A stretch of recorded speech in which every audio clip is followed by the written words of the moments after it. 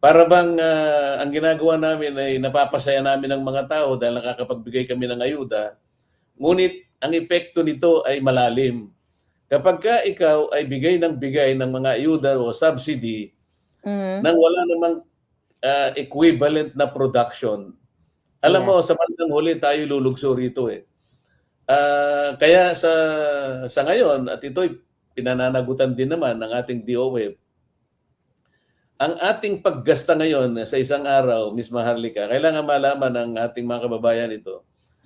Ang halagang ginagasta ng ating bansa sa ngayon ay 15.8 billion pesos. A Ngunit day? yung ating income, yung ating nalilikom na pangkabuhayan ay umaabot lamang na 11.7 billion pesos. Sa makatwid, meron tayong deficit na Deficit, 4.1 yeah. billion pesos. Araw-araw